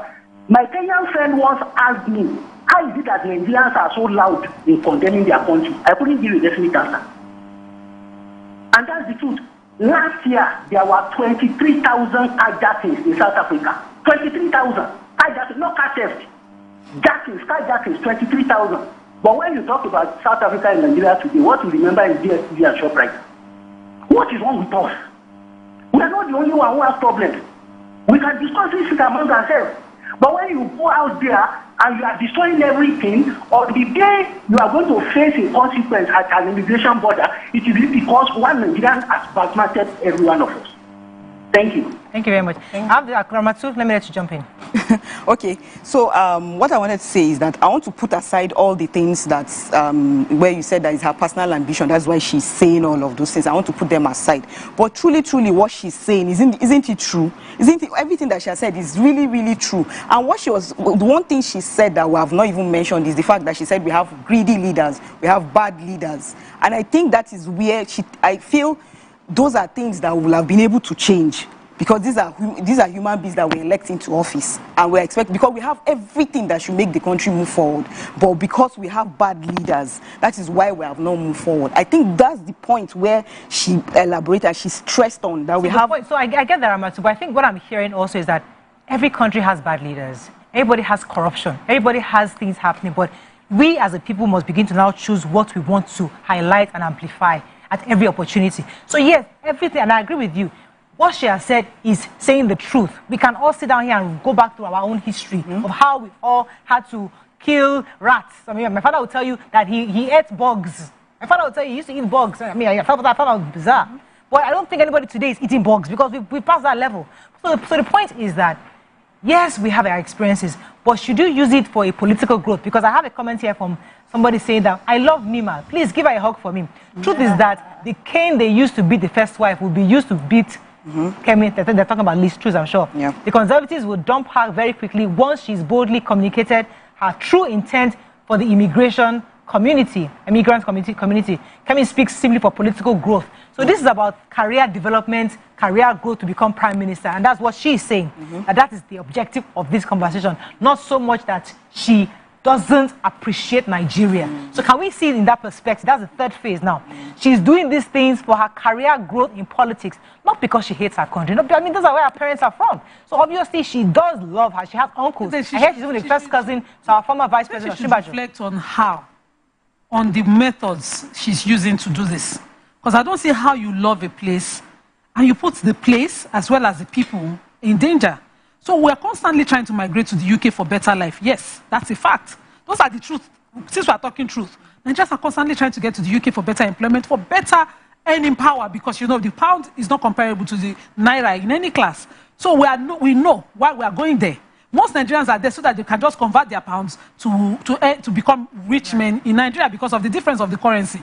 Yes, but when you put yourself out there and you do this and you legitimize, because you give acknowledgement to the mentality of a British who doesn't think we deserve. That's a problem. So when you say that I make assumptions of what she's saying, no, that's not true. She is quoted. I've seen the videos, not that I saw her videos of her speaking about slave trade. I lost respect. I saw the one of bottom wiping. I don't even know what to make of it every time. I don't know why she has to do that. But I know that politics is a politics in the UK right now. Whether the black nations deserve a compensation, whether there should be some form of repatriation, yes. So we know that is happening. And that's why when she makes those comments, it's a political one, because it's a political debate relevant only to that place. So I'm not making assumptions of her. Assumptions would be that I assume she's not a good wife because I don't live in her house. I'm not her husband, or I assume she's not a good mother. But what she puts out in public as regards her aspirations for office is public knowledge. Okay, let me take this call from Ife. Yes, thank you very much. Good morning. Thanks for calling from Ile-Ife. I'm Abdikola Junait from Ile-Ife. Thank you very much for your call, for your giving me the chance. You see, the woman in hijab is actually giving the argumentum ad ignorantio. She's arguing from ignorance. One, how can you say somebody's opinion is bad for whatever she wants to do? Two, they've been giving you money for ages. What have you done with it? You want money from these people. Yet we were the ones who educated the white people all over the world. Why should we be enslaved? And you are now talking of they should give you reparation. Well, all the money that you have been making all your life, what have you done with it? It's unfortunate that some people actually argue against themselves without knowing it. Okay, so that's his own personal view concerning slavery, I think, repatriation, if it's actually required. So it's an ongoing debate. She may be talking about IMF giving loans to African nations. Which is even worse. So the point is that it's an ongoing debate. We're not going to debate about that at this point. We're only discussing about Nigeria's perspective on Kemi Badenoch. That's our topic today. Let me take it from Mr. Gbenga Adem Mujimi. He says, Kemi Badenoch, you won't see a Korean or a Chinese knocking her country down and denigrating her people because she's now a British politician.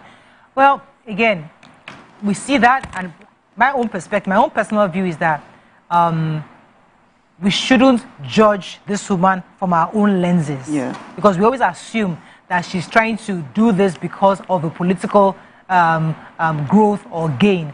I think we should see her for who she is, a British politician.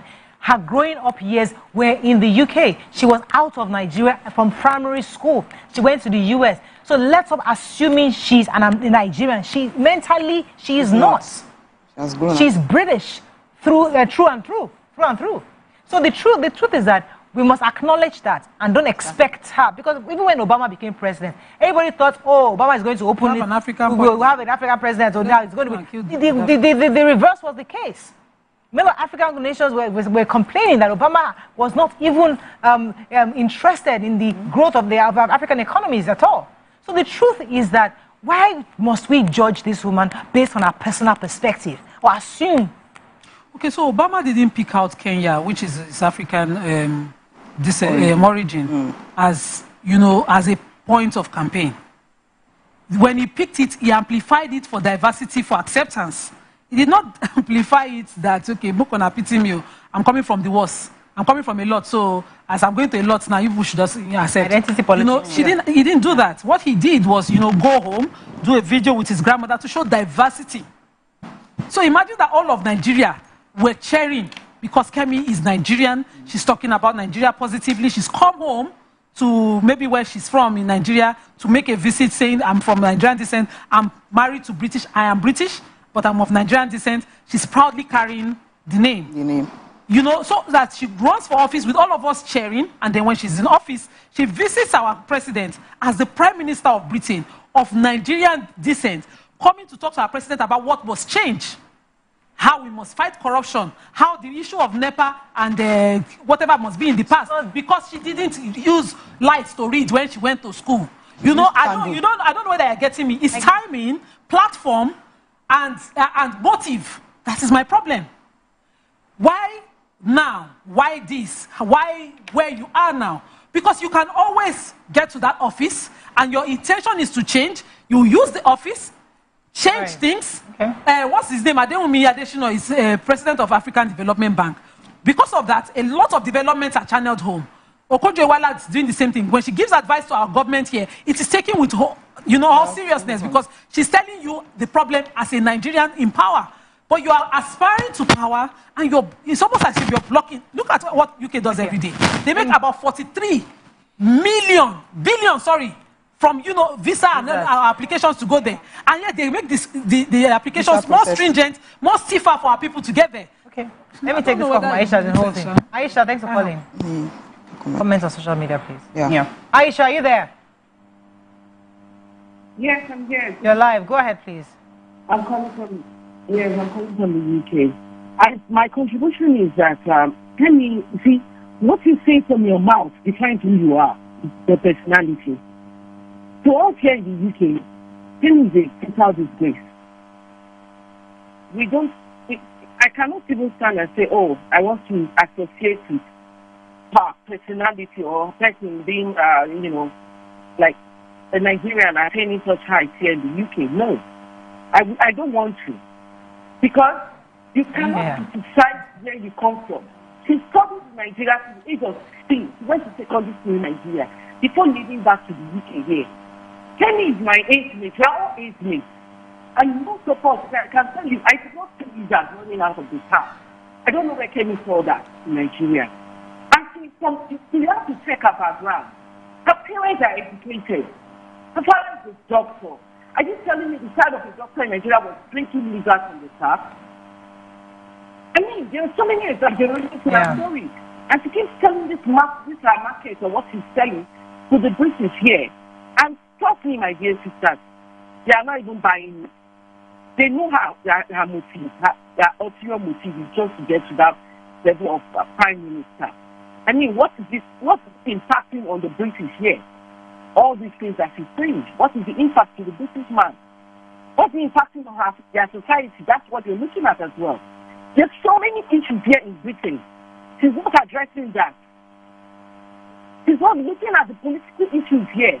She's not looking at the crisis we're having here in the UK. She keeps focusing on Nigeria, sitting on Africans, sitting on back home, not making any positive impact on issues in any way. What I know is that the shame will come upon her very soon. We are here in the UK. We know how it works. The shame will come upon her very easily. Okay, thank you very much for Aisha for telling you. Have comments on social media? Yes, so Lasisi Raphael says, why are we behaving like we are not civilized? Mrs. Kemi is not a Nigerian, like Obama is not Kenyan. The day she shows emotions towards Nigeria, she'll be removed as the leader of her party. It's politics. Okay, so there's another story. They say Corey Michael said, Kemi has never been in Nigeria and we should stop bothering ourselves about her and she needs no acknowledgement. Then there's a question for Nima. How and who should they pay repatriations to? Because we also know that black people own slaves. We should also have the Arabs pay us in that case. We are not discussing repatriation because it's a big international discussion. Yeah. It's even a matter for another day. I have opinions. It's a conversation. Everybody has opinions on this matter. We can open it and it's not a conversation. We're not going to put Nima on the stage for that. Annam says, on the other hand, Kemi was raised by typical Nigerians who bash their country. What do you expect from people like that? Someone says, some of us have lived in the UK and it's not exactly El Dorado. That's for those living there. And a lot of people. Okay, so let's bring the conversation back home because let's leave Kemi on one side and then talk about Nigerians as a people, how we begin to talk about ourselves. Now, should we say our reality? Because I've always advocated that, for example, that Nollywood should stop projecting our reality, but project a future for our children. I mean, and that's something we remember my stand. I did a TEDx on it. Yes, I did that. I disagreed. Yes, that they should state our reality. For us to be able to change. And I've been saying that the reason, because I was arguing recently that my child has never seen a Nigerian police officer as a clean Nigerian, well-dressed, polite police officer, because in her head or his head, all they see is Nigerian police that collects money over the radio, over the window. Or they see them looking all rusty and all crusty. So they need the movies that will begin to change the thinking of the young people, us. When you see a Nigerian movie and you watch police officers looking the part of what we want them to look like. If you go to hospitals in the movies and they are proper hospitals, if you go to schools in the movies and they are proper schools, then they are painting a picture for people to begin to have pride in who they are. Because the truth is that if we don't change our mentality and thinking, we will travel out of the country and will continue to denigrate where we're coming from. That's the truth. So what can we begin to do as a people to change the mindset? Yes, we're coming from poverty, we're coming from a situation where things are really bad, the economy is horrible, but what kind of future do we want for our children? Do we want our child to become a prime minister in the UK tomorrow and be doing exactly the same thing? Is that what we want? How do we change that? When you talk about poverty, you talk about poverty as if the people that have poverty don't have integrity. We're coming for poverty, but we need to learn to have integrity as a country. That is, all we need is simple integrity. Everybody, Amaka, leaders, all of us, citizens, leaders, we're all citizens of this country. Do the right thing. You're supposed to place this copy, place the copy. If you do not place the copy properly, take accountability for not placing the cup properly, apologize and do better. It's just simple. What we need in this country is people to have integrity, to bring up our kids to have integrity, for us to start having integrity and accountability. It is that simple. Okay, let me take Tom. I'll come back to you. Tom, Abuja from Abuja. Thanks for calling. Yeah, good morning. Thanks so much for having me. I wonder why some people are bashing Ajia for voicing out our opinion on this. Patriotism is not bought in the market. People with values don't devalue people. A nation, Nigeria, is a nation where many countries all over the world want to marry. So if she chooses to be a chatterland over there and say all manners of things about Nigeria, let's forget about her. The time is coming when she will be looking for Nigeria she won't find. I have been there before. I have my siblings there right now. I know what they are facing. You will not see a British speaking ills of their country.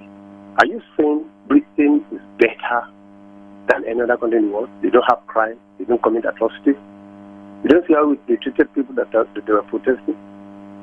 Have we not seen people begging for food in UK? Have we not seen people queuing to get there? What nonsense are we talking about? That lady has no value. So let her continue. Meanwhile, I know because she wants to get position. Because when she was contesting first, I remember I think sometimes last year, she started that contest. Now she got this one and she started it. Let's see what happened during the next election.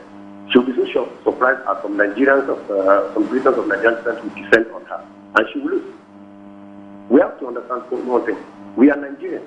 We should be proud of our country. We should fight hard, work hard, and see how we can make this nation greater again. Not to join people in denigrating the nation. Some of you on the show there, I acknowledge your presence, I acknowledge your effort, but you don't join people in the marketing Nigeria. Stop bashing for saying the right thing. Right. Yeah, we know that things are not working well. What effort are we all making to ensure that things change? That is what we should be thinking. Think of what you will do for Nigeria. Thank you. But in fairness to Kemi, she's not Nigerian.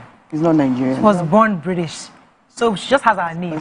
Yes, her father and her mother were Nigerians, but she is not Nigerian. And I don't think we should force our culture, our belief system, or our way of doing things on her. She's pure British. She was born there. So she was not naturalized. Just talking from her own experience. She can just go on using us. Using our place, our place of origin. She's not using your place of origin. Yeah. She said originally her parents. Nigeria, my parents. You know now. See, really, I would have just loved that she does her campaign neutrally on good policies that concerns Britain, which she is. Her husband is British. She's British. Her kids are British.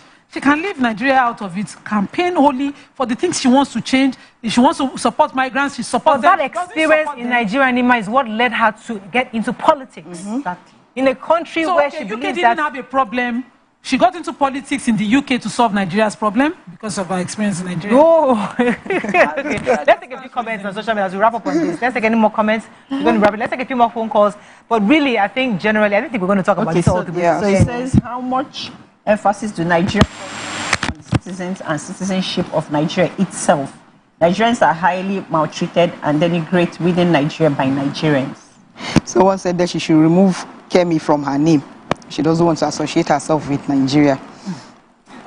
She's a pure Nigerian. Brits are not deceived. When it's time, they would let her know her origin. Rishi Sunak was booted out because of his origin. Someone said Rishi Sunak never denigrated India, and he got to office. Interestingly, he was putting their gods and their rituals right in front of Downing Street and wondering, bros, what's going on here? Afsa says, we all enjoyed the movie Fumila and Sonkuti. It helped us appreciate where we are today, while we hope for a better tomorrow, so all history have a role to play in the journey of life's existence. Someone was responding, said, we never invested in transmission all this while. We lost decades to military rule. And if you can talk about that, because who recognized military rule?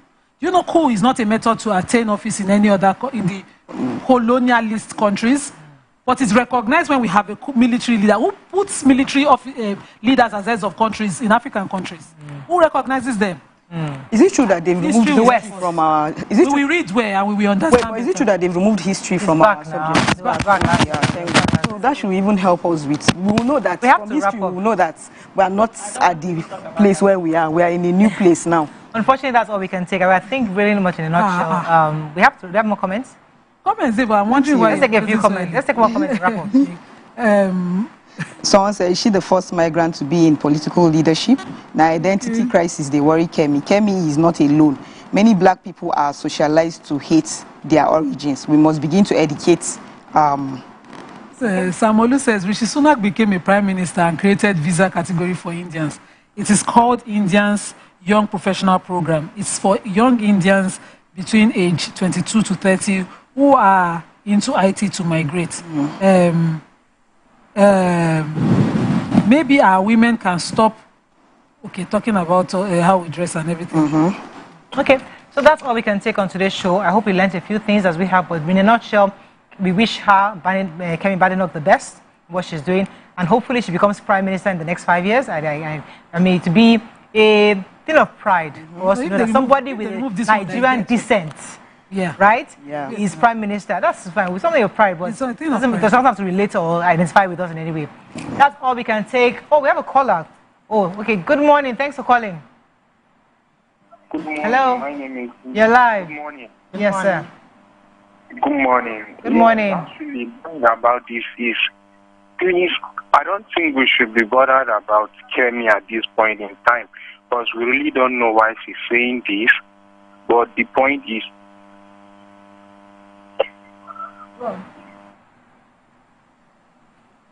we lost our call. Okay, that's all we can take on today's show. Hope you learned a few things as we have. Have a great day. We'll see you tomorrow. Bye for now. Bye.